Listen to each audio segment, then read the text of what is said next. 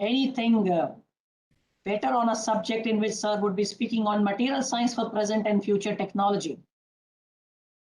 And when we have a person of his caliber, and in case if I start speaking his academic and professional background, it's running into pages. And when I say that sentence, that is the best person on this particular topic which is got connected to you. Please derive maximum benefit from this talk. Request each one of you to remain connected. Request each one of you to listen to the concepts and the talk which is coming out. Listen to the latest in this thing. I hugely appreciate present and future. So that means the talk is going to take you what we are today and how we are going to be dwelling upon in alignment to the industrial and international requirements as to what is the future all about. So to all faculty members, colleagues, research scholars connected today, a warm welcome to you people also. And without wasting any further time, I, Colonel Venkat, Director of Faculty Development at AICT, once again welcome Professor Rajendra S. Dhaka sir on behalf of Honorable Chairman AICT, Professor Anil Sahasrabudhe, Vice Chairman Professor MP Punia sir, and Honorable Member Secretary sir, Professor Rajiv Kumar sir. Rajendra S. Dhaka sir, the floor is all yours. As per your convenience, you can go ahead and commence with your presentation. Thank you so much for nice introduction. Can you hear me? Very clear, sir. Okay, very good. And at the same time, your presentation also we can see. Okay, thank you so much. Thank you. So thank you so much for very nice introduction. Let me start by thanking Professor MP Punia sir, Vice Chairman AICTE for recommending my name for this event. Let me also thank Colonel Venkat, Director Faculty Development Cell, for inviting me and giving me this opportunity to talk to you. I also want to thank Saurabh Nagpal for helping for all technical stuff. And I must thank Dr. Professor Vinod Singh from Delhi Technological University for introducing me to AICTE. And I must also thank all of you, all the participants, for joining this event. Of course, without participation, there cannot be any event. And I will be more than happy, when I will be speaking, I will be more than happy to take your questions, your doubts, anytime in between. So my plan is, to talk a couple of things, but you please feel free to interrupt me at any point of time. Okay. So as title says, we will be discussing about material science and for present and future technology. So some of you would be wondering that since the topic is really broad, what I'm going to speaking about. Okay. So don't worry, we will be focusing on materials which we are working on at IIT Delhi in the physics department. And I will try to correlate our work with the present and future technology and the need of the research work for the technology to come. Okay. I'm also a national core committee member. I just want to highlight that I'm also a national core committee member at only one young academy in India called Indian National Young Academy of Sciences. And there also our aim is to, promote science to the society. So let me start the presentation with the first project which we are working on, which is on Hostler alloys. Okay. So let me tell you that this particular material or compound Cu2, M and Z, where Z can be one of these elements. This particular material was discovered in 1903 by Sir F. Hostler. Okay. So you can of course ask me now that, okay, this material was discovered. What is special about this? Why we are doing research on this? And this is because you see this material was found in 1903 as a ferromagnetic material. So what? Then what is special? So the special is that if you look at these elements in this compound, copper, manganese, and Z can be one of these elements. None of them is magnetic. Okay. So having a compound with non-magnetic elements shows ferromagnetic nature. Okay. So this is really a breakthrough in the discovery of materials in 1903. And of course, with time, there has been development in the searching more materials. Oops, let me remove this part. Okay, and now if you see that these materials having general formula of X to Y, Z, where X can be one of these elements, you can see the periodic table, Y can be one of these elements, and Z can be these SP elements, one of these elements. And now we have thousands of members in this family. Okay, so we started working on these type of materials in 2015-16. And we established the facility to synthesize, to prepare the materials. You know, before we go to the technology, we have to synthesize, we have to prepare the materials, and of course, then try to understand the science, and then how we can use that science to, make these materials useful for technology. So we have established an equipment called arc melting system to prepare these type of materials. And if you see very closely where I'm pointing my laser pointer, you see a very small chamber. Okay. And inside this chamber, we keep this material. So like we have, this is a ternary alloy. So we keep these three elements inside this small chamber, and then we produce arc. Okay, so the local temperature goes to roughly 3000 degrees centigrade. So in that case, we can in fact melt everything. So this is how we melt all these three elements to mix them properly to make an alloy. Okay, and then of course we try to seal that material inside a quartz tube in the vacuum, and then we have to anneal, or we have to heat that material at very high temperature to make it homogeneous, as well as to form the proper crystal structure. And for that purpose, we have a high temperature furnace. And after, let's say, 1 week or so, the annealing, we then take out that quartz tube and quench that to the ice water. Okay, to form that particular phase that we want to form. So you can see some of the pictures of this sample sealed in the quartz ampule, as well as this is kind of the ingot, the material which we get after preparing the sample from this technique. Now you can ask me, okay, we are preparing these samples, we study, of course, the physics of these materials, but then what? How these materials are useful for technology. So I will be focusing on the stuff which we are focusing on in the group. And one of them is, these materials are useful for spintronic applications. Okay, so what is the spintronics? So if you see this paper, this is the physics news in 2015, which says that shifting from electronics to spintronics, okay, then we will open up possibilities of faster data transfer, right? So as we all know that we use electronics everywhere, but now we are introducing spintronics, right? So in electronics, we all know by now that in electronics, the electronics is based on measuring the tiny electrical current of electrons, those electrons which are passing through the electronic circuit, right? So this means in these conventional electronic devices, which we use these days in our daily life, that actually depends on the transport of electrical charge carriers. Okay, that means electrons. So electrons are traveling from one place to another place to transfer or to carry the information, right? But when you are transporting electrons from one place to another place, which is having charge, there will be problems. Okay, and one of the problems is related to the Joule heating. So you remember in our laptops, in our computers, okay, we have to have a fan, for example. We cannot run our computer without air conditioning, for example. So when we talk about the electronics, there will be this internal component which is Joule heating. So the system will heat up after when you are running the system for a long time.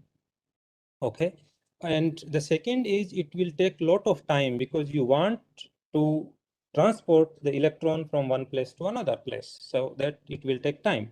And then during this transportation, the electrons will also scatter with other electrons as well as some other defects. So you will also lose information. So can we find some alternative? Okay, so what is this electronics? This is the technology which we are using at present. Now can we find some better solution of this? Can we store energy? Can we transfer information? Can we store information without transporting electron from one place to another place? Yes, that is possible.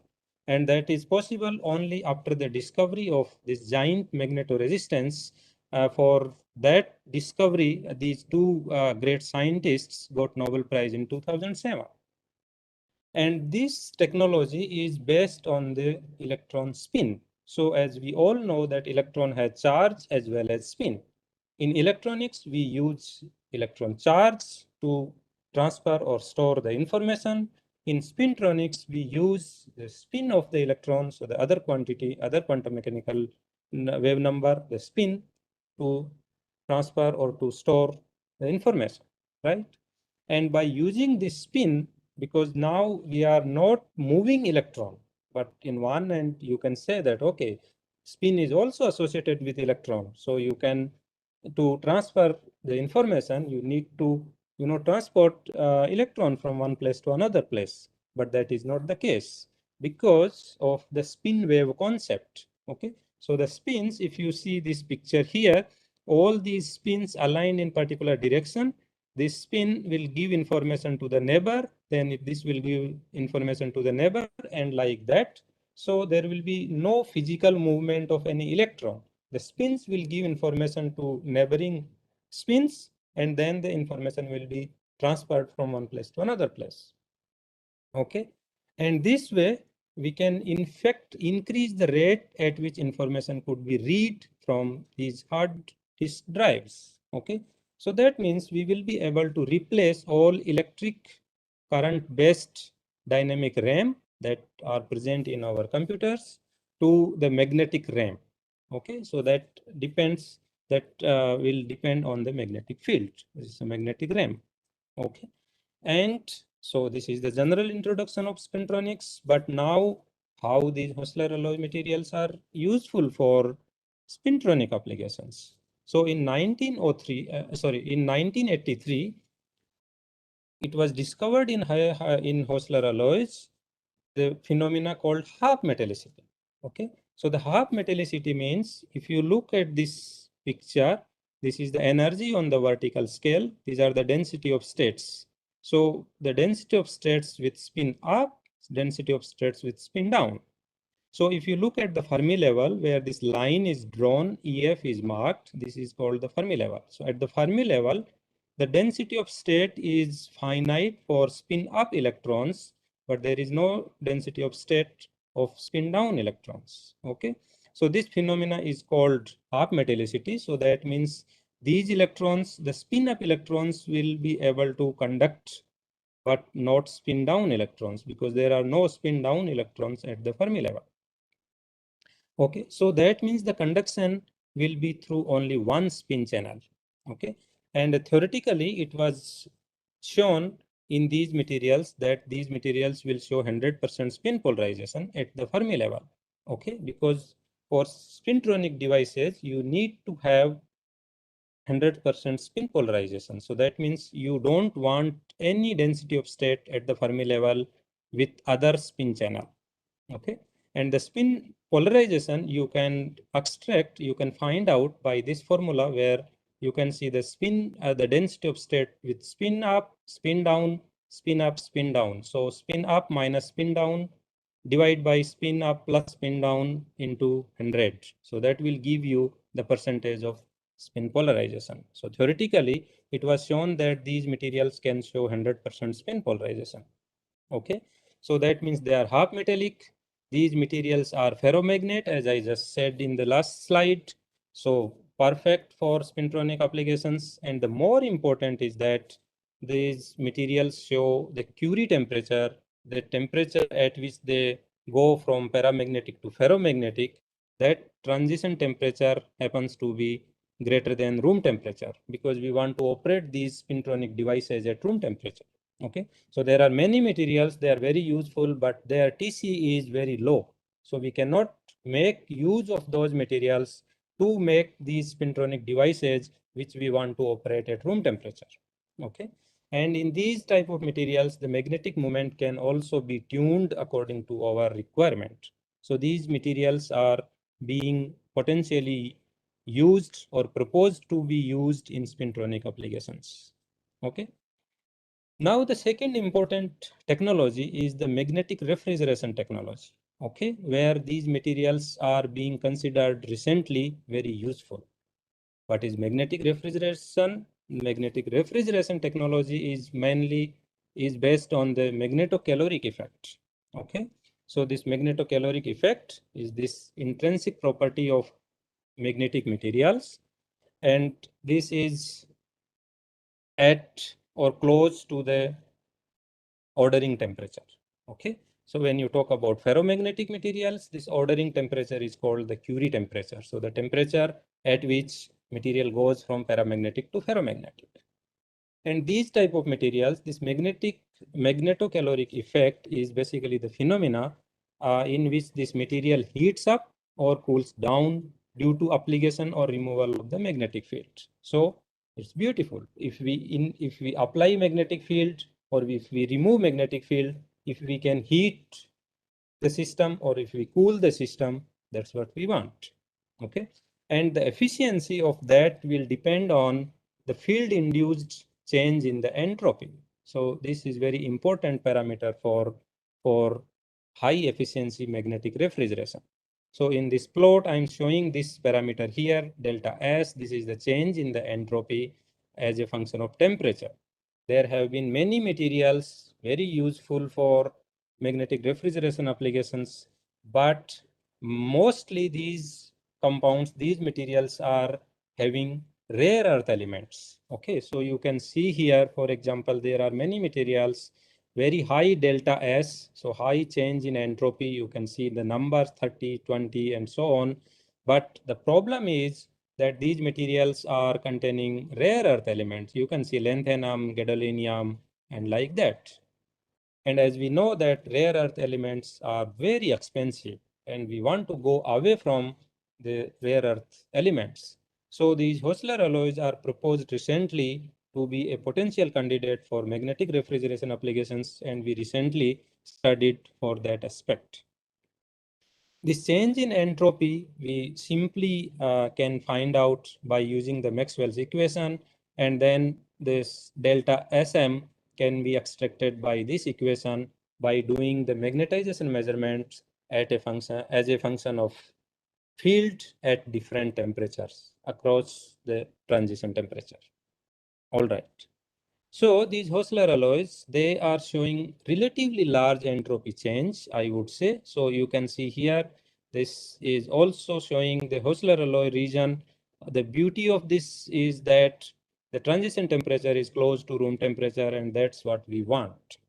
Of course, then there are challenges that the change in the delta Sm is not that significant, but that's where the research needs to be done. Okay, so the change in the entropy is relatively large, but not as close to the rare earth elements. But again, then the drawback of rare earth element is that they are very expensive. Okay, the beauty of this system is that the TC, the transition temperature, can be controlled, and another very important aspect is the order of magnetic phase transition. So, you know, there are materials show first order phase transition and second order phase transition. In first order phase transition, there is a latent heat involved, and therefore there will be hysteresis in the cooling when you are cooling the system and when you are heating back. Okay, and that loss will be there, that will reflect in the efficiency. And for that purpose, we are searching for the materials which can show the second order phase transition where there is no hysteresis present. Okay, so these materials are showing second order phase transition. They are very stable from the mechanical and chemical point of view, and they are less expensive as compared to the rare earth elements. Okay, and as I said, Now the crucial factor is this delta Sm, the change in the entropy, and that will reflect in this parameter what is called RCP. This is the relative cooling power. Okay, so if you can increase delta Sm, you will be able to increase the efficiency, and that's where we are trying to do research. Okay, and you can of course ask me, why do we need magnetic refrigeration? Of course, the most important advantage is that as compared to the conventional refrigeration, which uses CFC, we all know that these conventional refrigeration systems are using CFC, which is not good for environment. Okay, the chlorine part of this CFC is harmful for ozone layer. Okay, and these magnetic refrigeration process or the technology is more energy efficient, as well as we have flexibility to work in the larger temperature range. Okay, so these two aspects we were trying to address in our recent two papers, where we have used neutron diffraction technique as well to understand how these materials are useful for spintronic applications.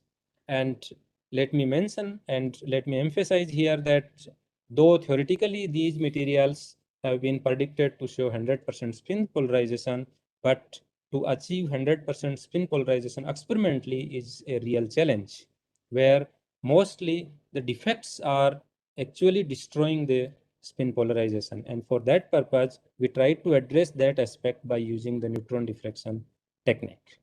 And as well, in the other material, we have addressed these magnetocaloric properties, how they are changing with temperature and with different substitution. All right. Of course, then these materials are useful for thermoelectric technology. What is thermoelectric technology? I am sure some of you already know that when we change, or if we can, let's say, create a temperature gradient, okay, we can generate potential difference. Okay, so the potential difference delta V across a piece of metal can be generated due to temperature difference delta T. You can see in this picture, this is the hot side, this is the cold side, and some of the materials, if you can make or you can create a temperature gradient, they will generate potential difference. Okay, and that is mainly because, when you heat this end, the electrons at this end will get more energy, right? So once electrons will get more energy, they will try to move. So they will try to move from here to here, this side. And so at the equilibrium condition, you will have more positive charge on this end, more negative charge on this end. And that means that you can generate the potential difference between two ends. Okay. And of course, then you can generate electricity. And that electricity can be used for many, many applications. So the thermoelectric technology is actually being considered very efficient technology in the current scenario, where we waste a lot of heat. Okay, heat we waste at multiple places, and therefore if we can bring these thermoelectric modules, this thermoelectric technology in general use, then we can use this waste heat and to generate the electricity to use. Okay, so I'm showing a couple of examples here. For example, this is in the Mars Science Laboratory, where you can see the thermoelectric generator is here, and that actually converts heat from the natural radioactive decay of plutonium into the electricity. Okay, I'm showing here just one thermoelectric converter module. These type of modules are also available these days in market. Okay, but the technology, the use of these type of modules for making use of this waste heat is necessary. Okay, for example, in our car, there is lot of heat is being generated, and that heat is going to the environment, right? So if we can make use of that heat, if we can, for example, I can show you this type of module. You can also buy from market. Okay, I have in fact a demo here where I can just change the temperature, and you see the fan, this fan will be rotating soon. So I can show you. Okay, are you able to see me? So I'm sure that you are able to see this fan, and this fan will be started rotating. Okay. So basically what I am doing, I am just changing, this is the module, the thermoelectric module, and I am just creating the temperature difference. It will generate electricity, and you have seen the fan started rotating. Okay. So if we can make use of these technology at various places, we can use the waste heat and generate the electricity. In fact, very recently, we tried to contribute to some extent to the medical applications. So these CO2 FeAl, these Hosler alloy nanoparticles, we have synthesized, and our collaborator in biomedical department, they have used these type of nanoparticles to detect SARS-CoV virus.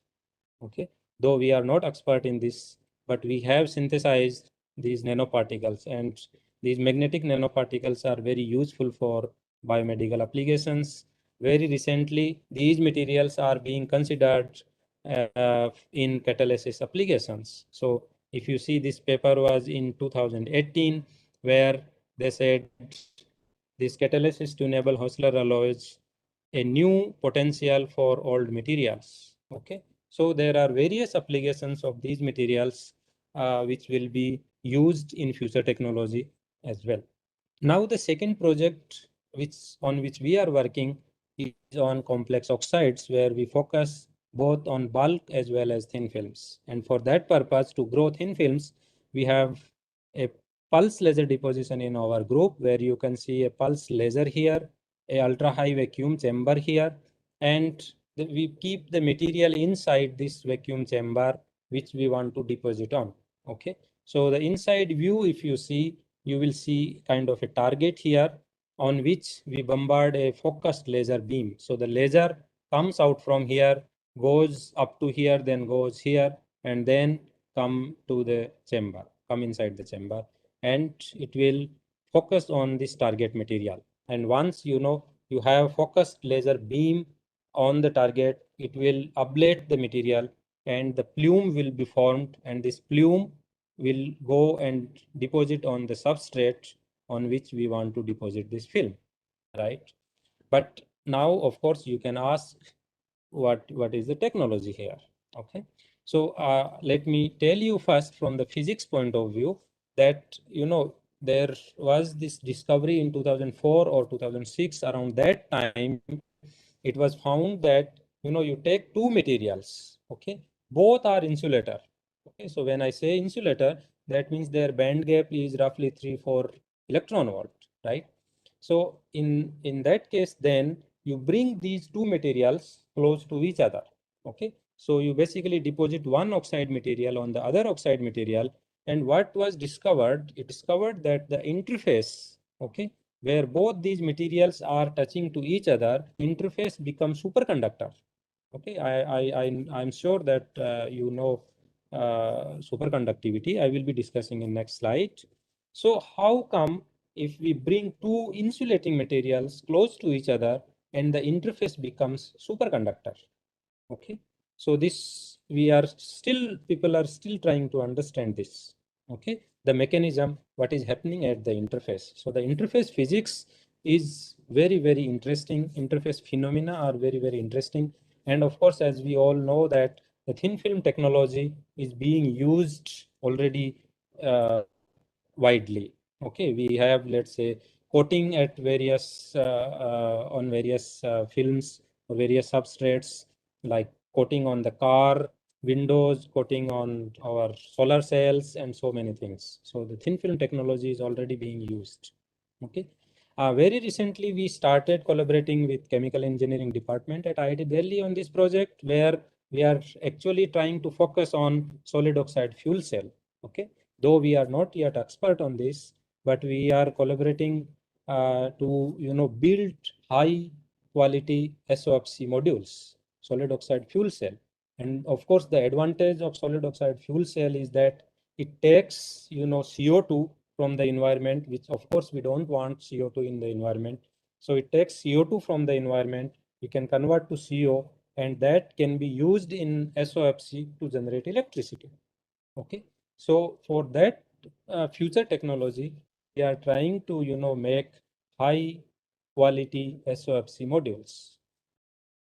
Now the third project is on quantum materials. So I'm sure some of you know that there was a huge initiative of Government of India recently where on quantum materials. Okay, and quantum materials are having n number of applications. I will not be going to each and everything, but different quantum materials are having different applications. Okay, we are focusing here on high temperature superconductors and topological insulators. So let me first tell you what do I mean by topological insulator. Topological insulators are insulators, okay, but different than insulators. In what sense? In the sense that these are the insulating materials which are insulating in the bulk but conducting at the surface. Okay, when we talk about insulators, they are insulator. Either you talk about bulk or the surface, they are completely insulating nature. However, when we talk about topological insulators, they are insulating in the bulk and conducting at the surface. And they are very, very useful for many applications. We are not going into the detail. However, there is another example of high temperature superconductivity where we are able to grow single crystals of these type of materials in our own group at IIT Delhi. And there are many advantages of having single crystals as compared to polycrystalline materials, and mainly because in polycrystalline materials you have different grains, and those grains will be playing different role in different properties. Okay, so we have not much control on these, and we will not be knowing very easily that what is the role of then grain size, the grain shape, and so many parameters are there. If we grow single crystal, there is only one grain. Okay, so you can see in the X-ray diffraction, you will see, for example, 001, 002, 003. So there's only one plane, okay, in the entire crystal. And therefore, there are no grain boundaries. We are eliminating that factor, and then we will be able to, study physical properties of these materials in more clean way. So let me go a little bit in detail of the superconductivity, because I have been working on this project since long time from my postdoc time. So, when you see the resistivity and the temperature, so the dependence of resistivity with temperature, you will see for normal metals, it will behave like this. So even at very low temperature, there will be a finite resistivity, and I'm sure you all know why. This is mainly because of defects and impurities. And then when you increase the temperature, slowly the resistivity will increase, right? For this is the behavior of normal matter. However, when we talk about superconductor, what do we mean by that? So the superconducting materials, when we decrease the temperature, let's say, it will behave very similar to the metals, but then at certain temperature, at a critical temperature, that is what is called critical temperature. At this critical temperature, the resistivity suddenly drops down to 0, okay, or close to 0, right? So that means below this temperature, this material has no resistance. And this is fantastic, right? If we can find material which has no resistance, what do we need more, right? For many applications, I will show you some of them. And this phenomena was discovered again in 1911, so long back, by Professor Kamerlingh-Onnes. Okay, and what he found in the mercury, that at 4.2 Kelvin or so, if he observed the resistance drops suddenly and becomes 0, right? So it's fantastic. And then, of course, from the textbooks, now we know that the Meissner effect, for example. So the superconducting state will expel the magnetic field. So that means they are perfectly diamagnet. And we also know that if we apply more and more magnetic field, we can kill the superconductivity. So this is the plot between external field and the transition temperature. And when you increase the external field, you basically decrease the transition temperature. And at some point, what is called the critical magnetic field, you can destroy the superconductivity. So in that sense, you can also say that superconductivity does not like magnetism. Okay, but I will show you something more interesting soon. This is kind of a plot of transition temperature as a function of time. Okay, so as I just said that the first discovery of superconductivity was in 1911. Then of course with time there has been development in discovering many new materials, and so in 1986 there was another discovery, okay, where the group in Switzerland, they were actually working on oxide materials, okay, and they were expecting that this material should be insulating, but they found that this material becomes superconductor at certain temperature, and that certain temperature in 1986 was roughly 30 Kelvin. Okay, so 30 Kelvin is significantly higher compared to the other materials at that time. And then you see the graph is very quickly the transition temperature increased to roughly 160 Kelvin. Okay, so then of course with this discovery, this material was discovered in 86, and these scientists got Nobel Prize in 1 year or so. Okay. And then, there was huge excitement in the scientific community. Everyone started working on these type of materials and discovered many new members in that family, right? And when I say family, that means this is the family of copper oxide. You can see everywhere the copper oxide is common, and therefore these type of materials are called cuprates. Okay. So very quickly, the transition temperature achieved was roughly 160 Kelvin. Okay, good. Is much above the liquid nitrogen temperature at least, and scientists were thinking of making use of these materials in different applications. All right. Then in 2008, this great scientist in Japan, he discovered a material having iron arsenic, okay, which shows superconductivity, and the transition temperature is roughly 55 Kelvin. So 55 Kelvin is significantly higher temperature, is considered significantly higher temperature. So these materials are also known as high temperature superconductors. But now, the interesting thing comes here that in the last slide, I just said that superconductivity does not like magnetism.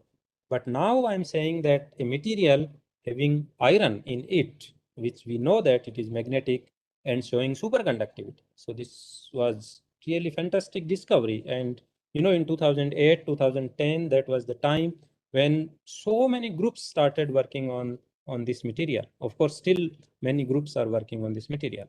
Okay, it has lot of interesting physics to explore, lot of physics to understand how come that the superconductivity and magnetism, they are together. Okay, because we just said that they don't like each other, right? But now the important point is that what is the difference between the superconducting state and the normal state? How to understand the mechanism, right? Because we just said that, okay, if a material is superconductor, it will show the resistivity like this. Okay, it will expel the magnetic field, so it is perfectly diamagnetic and all. But what is the physics? What is the mechanism behind this? And there, the contribution from these three great scientists, BCS theory, came in 1957. So, the discovery was in 1911, and it took roughly 45 years, 46 years to understand the mechanism behind this. Okay. So, in 1957, BCS theory explained the superconducting mechanism. So, I just said that in normal metals, the electric current is carried by electrons. And then after BCS theory, we came to know that in superconductors, electric current is carried by electron pair. Okay. So now there are electron pairs known as Cooper pair. But we know that electrons are negatively charged. Okay. And having same charge, they should repel each other. So how come that these two electrons are coming close to each other and forming a pair? right? So this is very important topic to understand, right? So the question is, what force glues the electrons together in high temperature unconventional superconductors, right? And as I just said that it took around 45-46 years, to understand this mechanism, where these three scientists, BCS, explained the idea, okay, the reason for superconductivity. And they said that there is a formation of Cooper pair, and why these electrons can form a Cooper pair. The reason behind that is that if the electrons are traveling in the lattice, so you see this plus charge is the lattice, electrons having opposite spin and opposite direction, if they are traveling inside the lattice, they will momentarily deform the lattice, and that will actually bring the attractive force between the electrons, and that will bind these two electrons to form a pair. Okay, so this pairing is mediated by electron phonon interaction. Okay, so that the effect of lattice vibration plays the role in binding the electrons to form a pair. Okay, so that means there will be net attractive interaction between the electrons. Okay, we will not go into too much of detail, but this was very well established even by studying the isotope effect and so on. However, BCS theory can explain the superconducting mechanism for low temperature superconductors. And when I say low temperature superconductor, I mean the transition temperature around 30-35 Kelvin. But now we have superconductors which shows superconducting temperature much above this temperature. Okay, so even after 1986, so many groups are working on this. Still, we are not able to understand the mechanism of superconductivity in high temperature superconductors. Okay, there is no concrete theory like a BCS for high temperature superconductors. Anyway, so see, I have discussed about superconductors, but then again, how these are related to present and future technology. Of course, I'm sure all of you know about this MRI, right, which is being used, I think, these days in each and every hospital, where for medical purpose, where this MRI instrument uses a superconducting magnet. Okay, because to produce high magnetic field, if you use a conventional magnet, it will heat up. It will have its own limit. You cannot produce magnetic field above certain limit.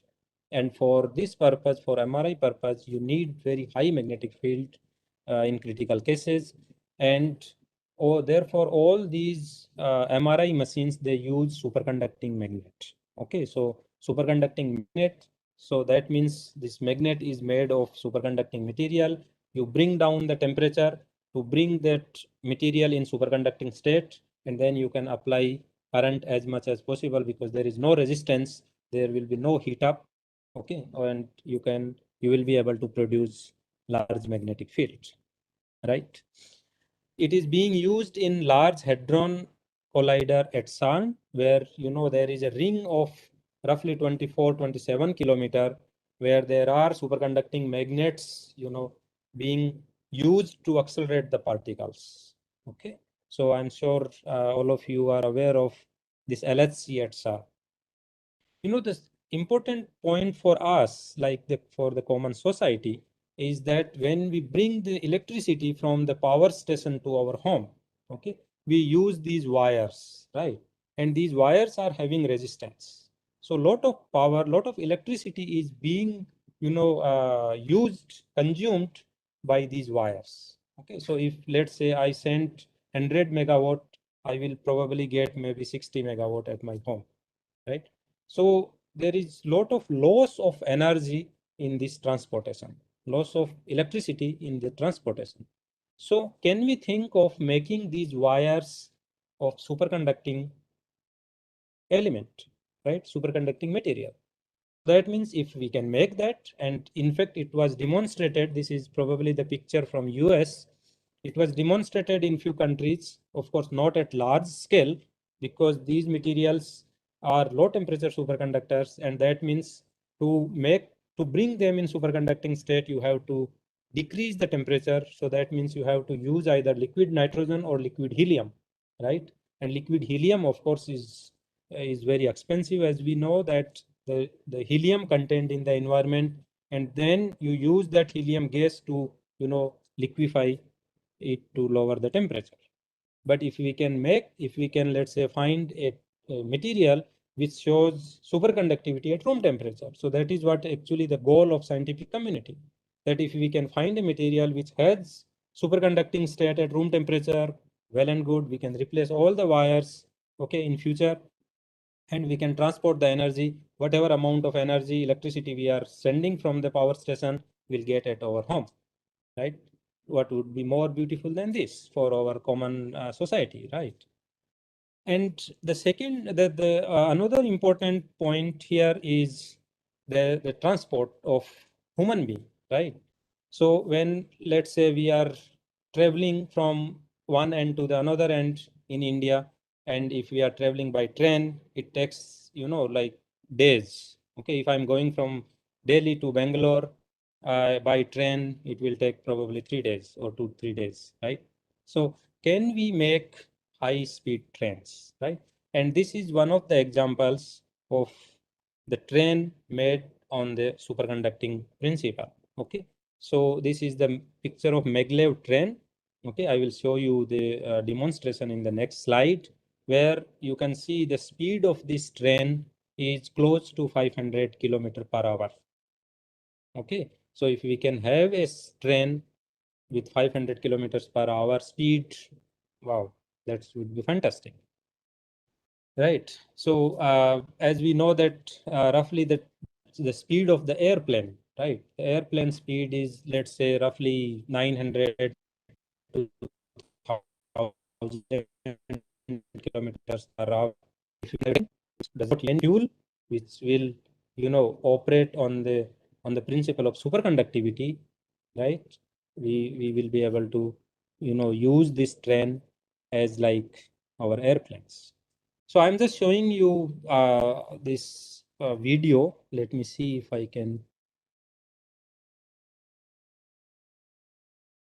Yeah, so in this video, you will see the superconducting. Okay, so let me show you. Right, so you will see this is the superconducting material, and there is a magnet here. So if you will keep this magnet on this superconducting material, which is now in the normal state, okay, you can easily keep it on this material. Now what will happen? Let's put the liquid nitrogen. Okay, so basically let's lower down the temperature of this material. When the temperature will be below superconducting temperature, this will be in the superconductor, right? So then it should expel the magnet, right? Because that's what is the Meissner effect, we know. So you can see how nicely this magnet is floating on this superconducting material, right? So there is no friction between these, and this magnet is nicely floating. So can we make use of this principle, okay, in making the high speed trains? And that's what is demonstrated in Japan and in China. In fact, I was traveling in one of these trains in China twice, where the speed was around 300 to 500 in between, somewhere close to 500 kilometers per hour. Okay, and you will see now, you can of course ask that how this is stable. You can see now in the video. You can even bring this superconducting material with this magnet outside, and there are magnetic forces which will make this stable, right? So if you look at this train, for example, let me decrease the volume. So this is the train. You can see the speed inside is 500 kilometers per hour. And this is the train running in Shanghai, I think between two airports, or between 2 points. Of course, not too far. So you will see the train passing through this point in a such a way. Right? So this is the technology we want, right? In India, We want such technology. Having such a big country, if we can have such technology, we will be more than happy, to travel different places. Anyway, so let me stop here. And whatever so far I have discussed, starting from Hostler alloys, then complex oxides, and then the superconducting materials, topological insulators.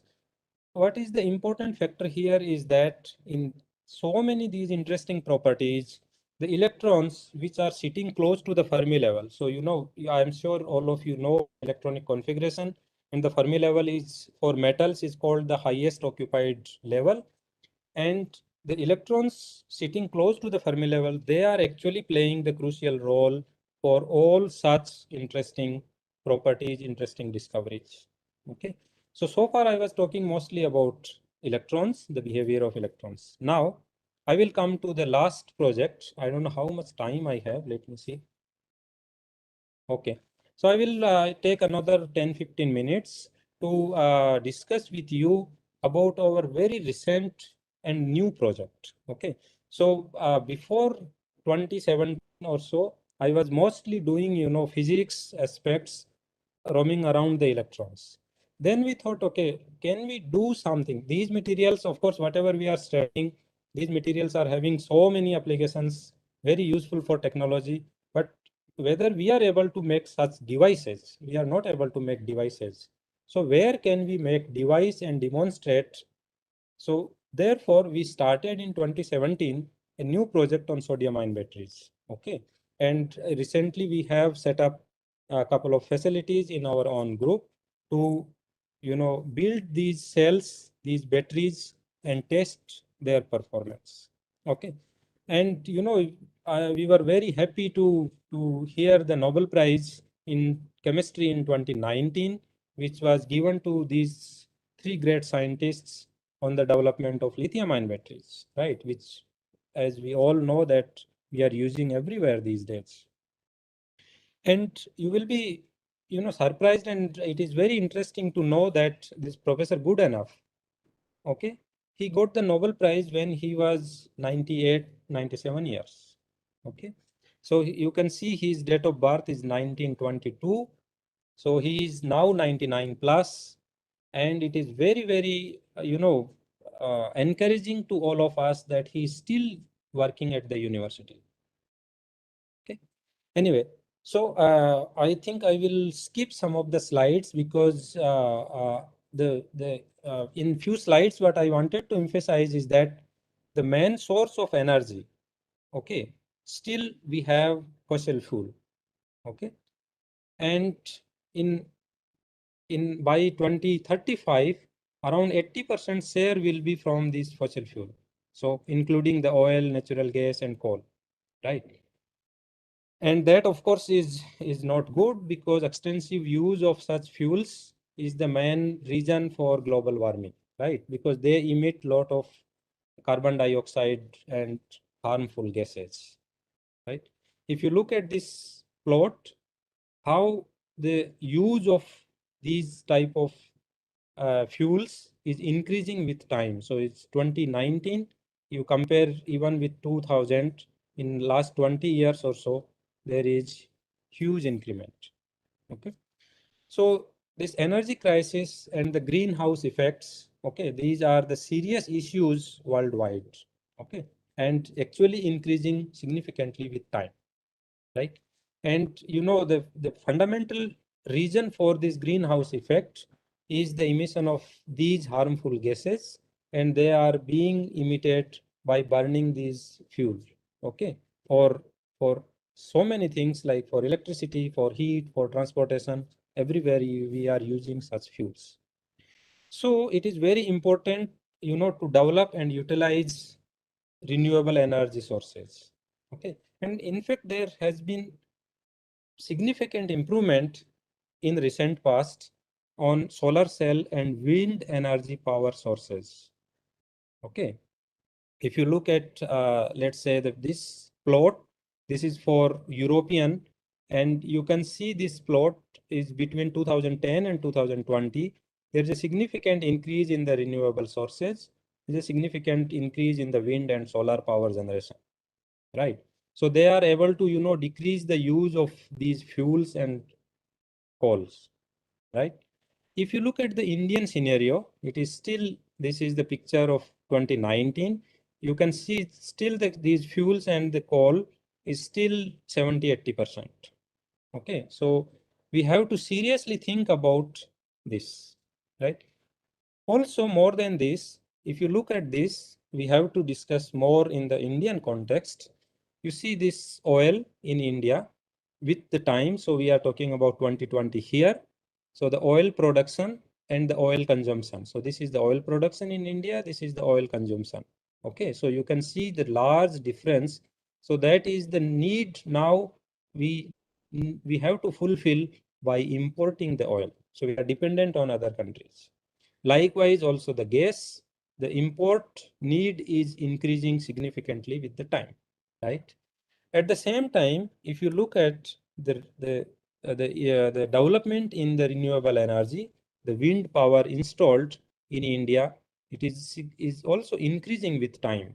Okay, this is up to 2013, but you see 2006 to 2013, there is a significant increase. Here it is whatever number it is, but it is 6,000 something and it is 20,000 something.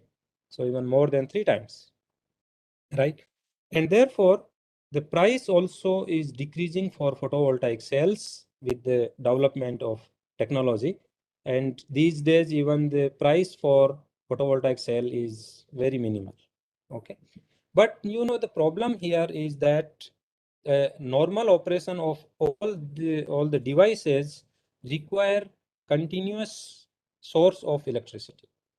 And when we talk about solar and wind energy, they are dependent on environmental factors, right? They depend on the weather, season, location, okay, so many things. So the important thing for the smooth use or the efficient use of this renewable energy is to develop the storage devices, right? So the idea, the point is how to store this energy generated by renewable sources, right? So there are 3 major factors which are very crucial. One is to harvest green energy, and that's where the wind energy and the solar cells are playing the role. But then, as I said, that they are environmental factor dependent. So we need to store to make use of this energy 24 into 7. So we need to make storage devices. And then, of course, the management is important. And if you look at this plot, the demand of modern society for energy is increasing like anything, right? So, and particularly in the current time where we all are dependent on the online, we all are in the online mode, and we all are dependent on these electronic devices where we need to provide energy to them. And how to store energy? Of course, we all know that the lithium-ion batteries are playing the role being used for all electronic devices, especially the portable devices. And I will skip this, where I just wanted to tell you that how the battery, works. But this, I'm sure you all know. Then now, as I just said that, okay, lithium-ion batteries are everywhere, and our project is on sodium-ion batteries. So you can, of course, ask that why you want to work on sodium-ion batteries. We are happy with lithium-ion batteries, but there are problems. Okay. The problems are that with the demand increasing like hell, and when we talk about India, and particularly the government's initiative of self-reliant India, there are no resources of lithium in India, right? These days, we are talking about electric vehicles and so many things. And if we are using everywhere the lithium-ion batteries and having no source of lithium in India, we are dependent on other countries, right? And the sodium batteries are having very similar chemistry to the lithium-ion batteries, store energy in a very similar way, okay? And sodium is much, much cheaper than lithium. So that actually attract the community to develop low-cost sodium-ion batteries, okay? If you compare, this table is taken from one of the review articles. if you compare the price of carbonates which are being used to develop electrode materials for these type of batteries, the cost for lithium-ion battery for per ton is 5,000. For sodium-ion batteries, it is only 150, right? So you can compare the price and you see how expensive are the lithium-ion batteries compared to sodium-ion batteries. Okay. Moreover, when we talk about lithium-ion batteries, we require copper as a current collector. That is not needed for sodium-ion batteries. We can in fact use aluminum, which is much cheaper than copper. Okay. So in this table, in this plot, I am showing. You can see here the concentration, okay, of different elements, and I just want to compare. Oops. Let me go back to my laser pointer. I just want to compare the aluminum here 77.7 and copper here you can see 0.0014. So if I need to use copper as a current collector or whether I can use aluminum as a current collector, you can see the difference, and that difference comes to the cost. Okay, so you can see the sodium carbonate here $0.3 per kg, lithium carbonate here $8 per kg. The copper foil is 25, the aluminum foil is 15. So basically the idea is, the message here is, if we can develop sodium-ion batteries, we can bring down the cost significantly. Okay.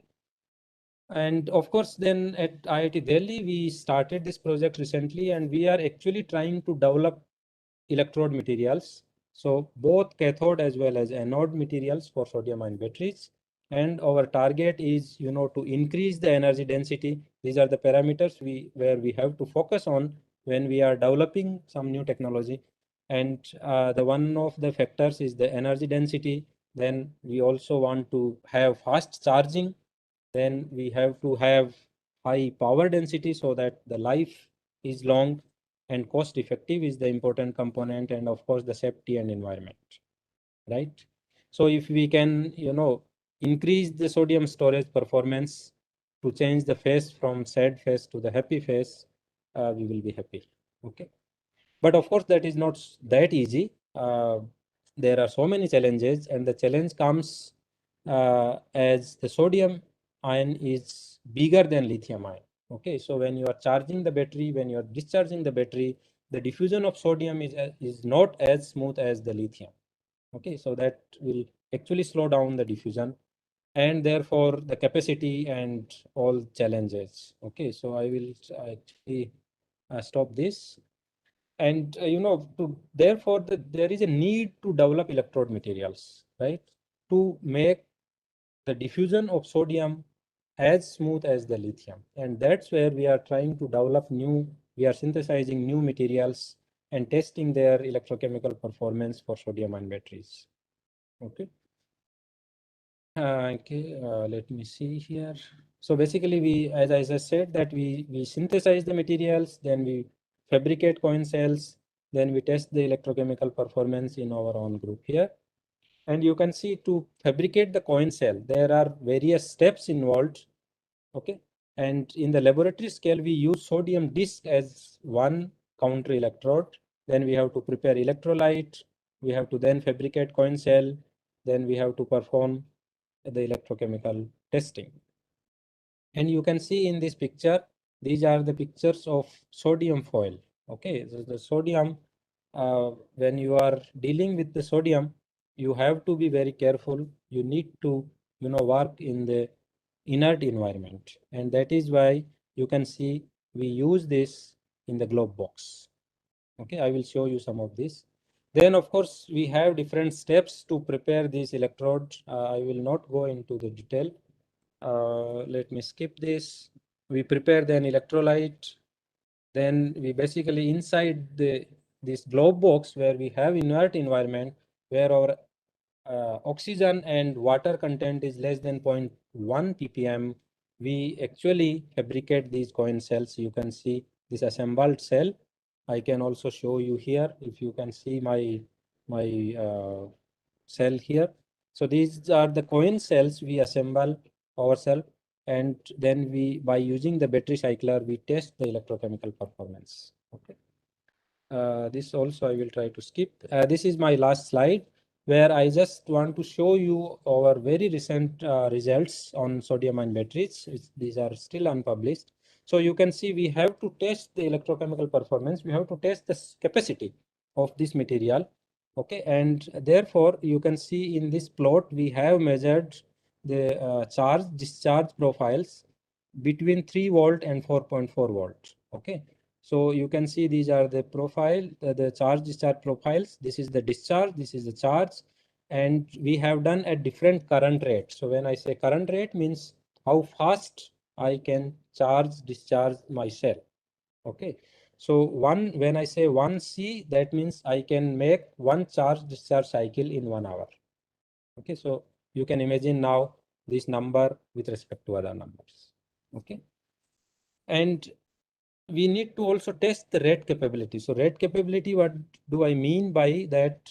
When you do the charge discharge very slowly, okay, and then change it, increase it, okay, so you can see the decrease in the capacity. On this scale is a specific capacity, number of cycles. Of course, when you do fast charge discharge, you will degrade the battery, okay, and therefore you will see the decrease in the capacity.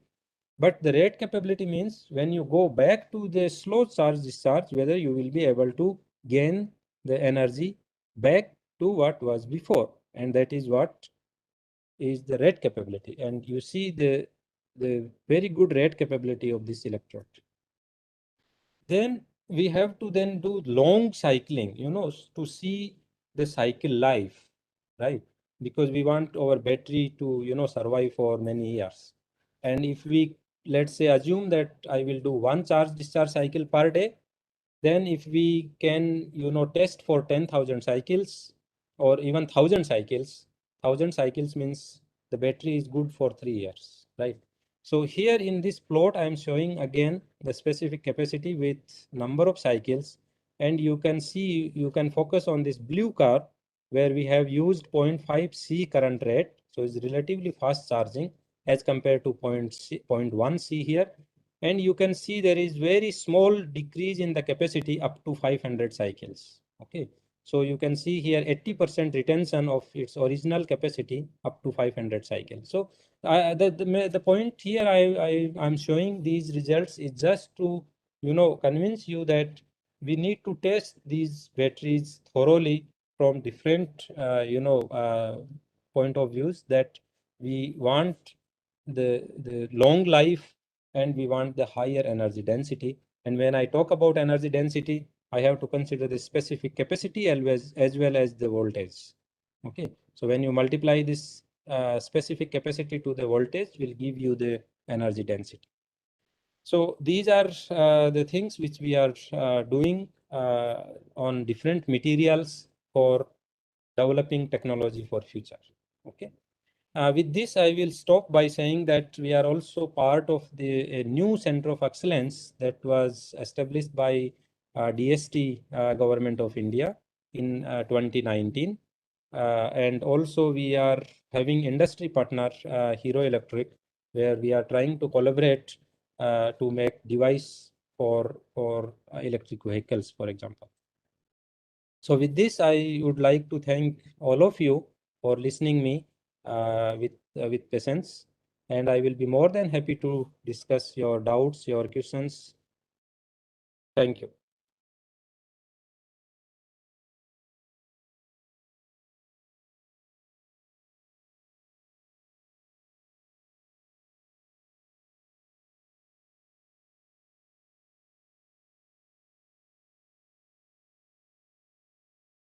So if there are questions, you can please mute yourself. Sorry, unmute yourself.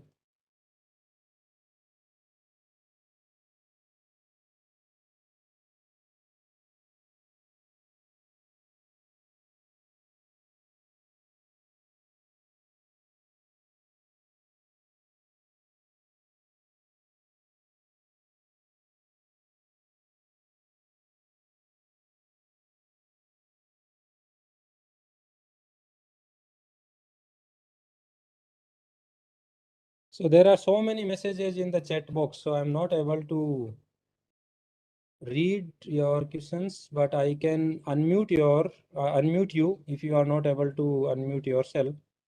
I think I will be able to unmute you. Okay. So Dr. Nidhi Sharma, I think I will be, let me see if I can unmute.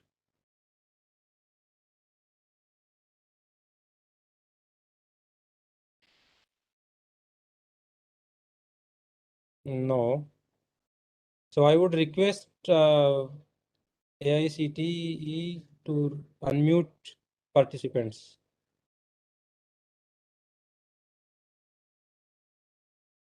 Are you able to hear me? Am I audible?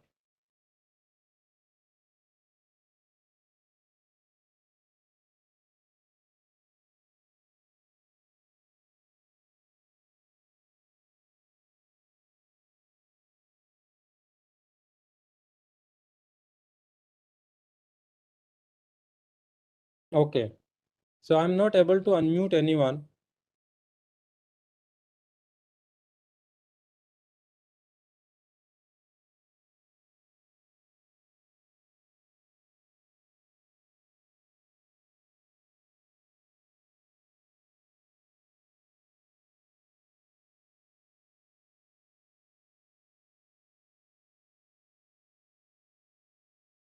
Yeah, I'm also not able to unmute.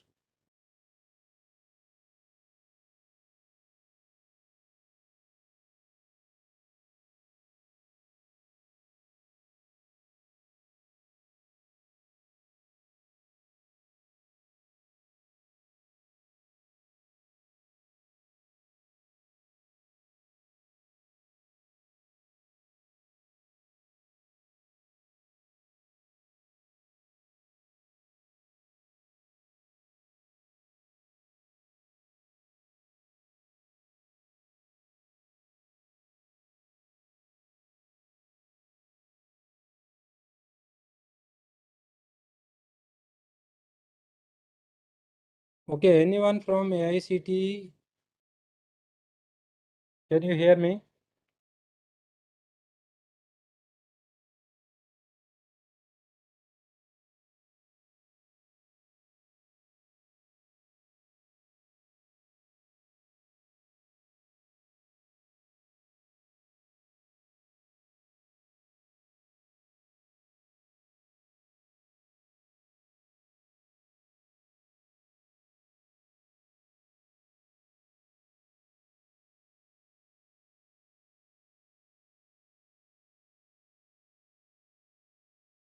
Okay, I don't know what is going on.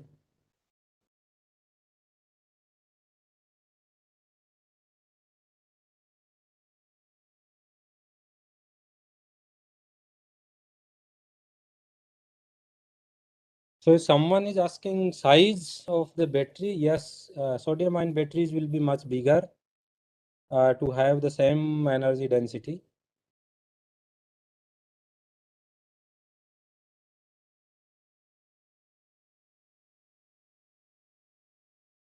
No, so someone is saying that explains storage issues. Of course, as I just said that sodium is twice bigger than lithium.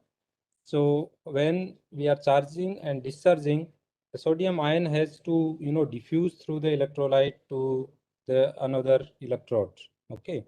So the diffusion is not that smooth as the lithium ion. And also, when there is intercalation, deintercalation happening, the sodium ion should go and sit in between the layers of that material and should be able to come out easily.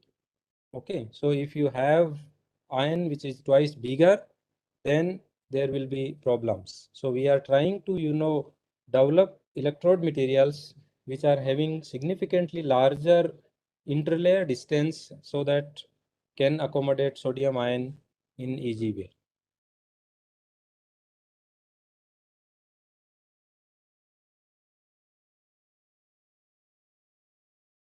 And I will be more than happy to talk to you later. If you have any doubt, you please feel free to send me an email for any doubt or any collaboration.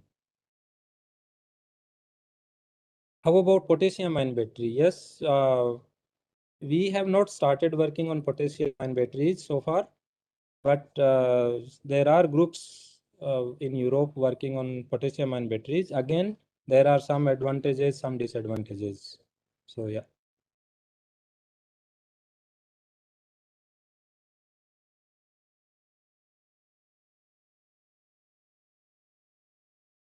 Okay, so we see for sodium-ion batteries, we cannot use graphite. Okay, so therefore, the challenge in sodium-ion battery is to, develop both anode and cathodes. Okay, graphite cannot be used as an anode for sodium-ion batteries.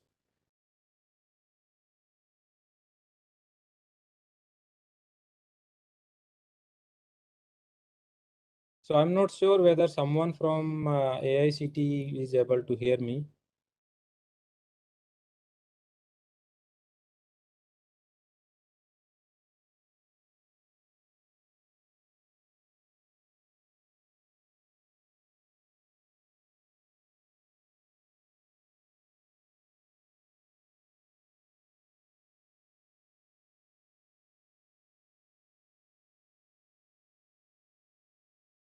So Saurabh, are you there?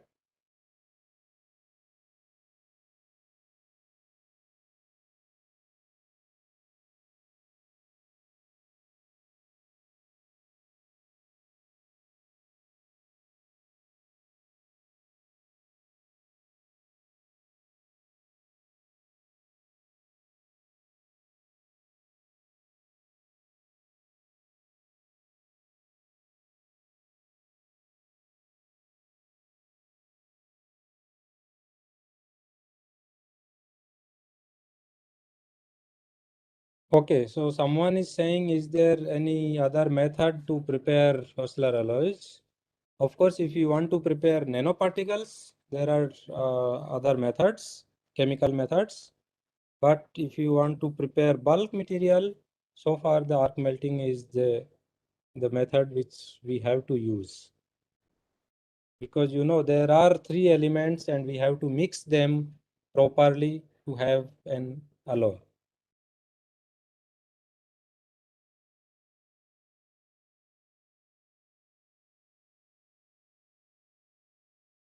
Yes, someone is saying hard carbon. Yes, these days actually people started using hard carbon. Of course, there are still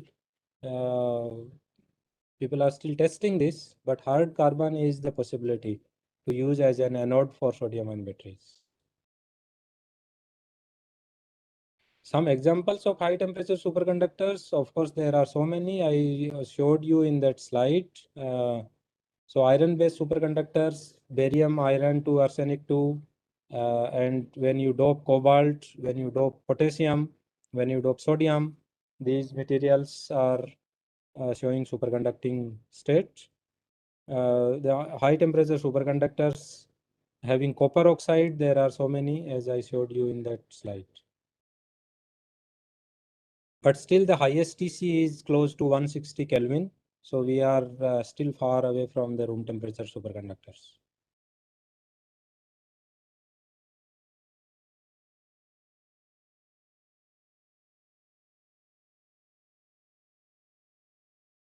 Well, topological insulators, honestly speaking, in our group, we are synthesizing single crystals and trying to understand the physics yet. We have not started making any device, but these materials are quantum materials and will be used for many quantum technology applications.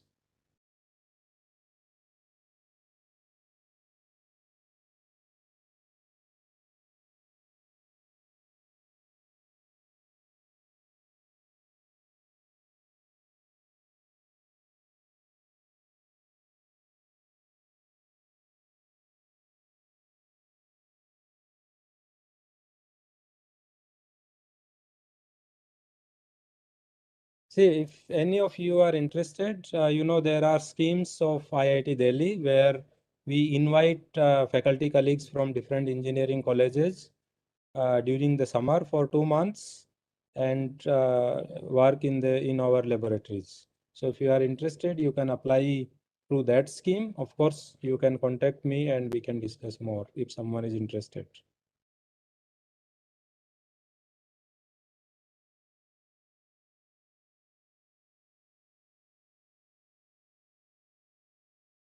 There are so many messages, so I'm not able to track each and everything.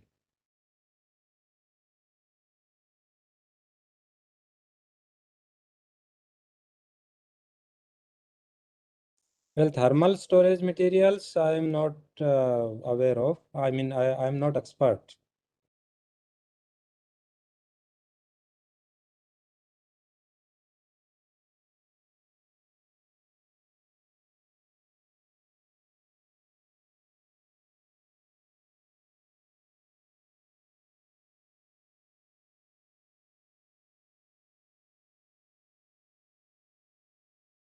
Someone is saying, what is the difference in average life of sodium and lithium? Of course, there is a huge difference, but the technology is developing very fast, and very soon you will see a comparable life of sodium and lithium-ion batteries. And that will be hopefully the time when we will be able to replace all lithium-ion batteries with sodium-ion batteries.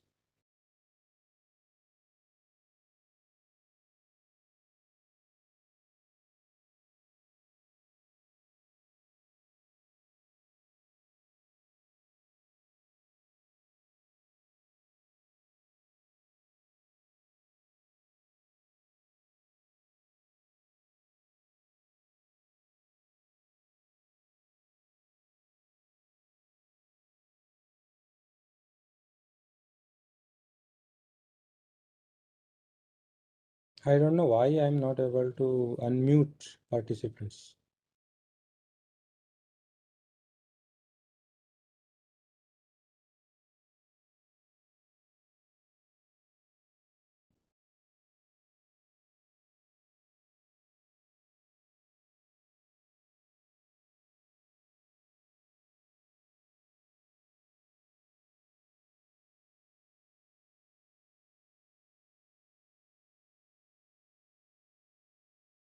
So anyone hearing me from AICTE, please.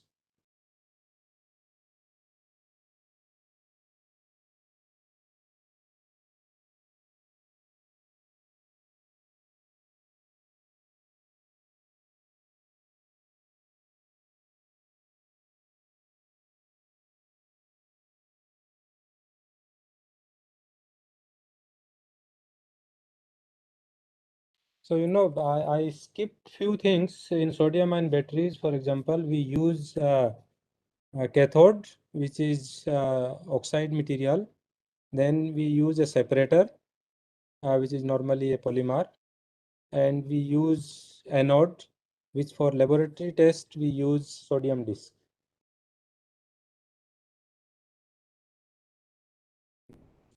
Can I mute myself? Okay.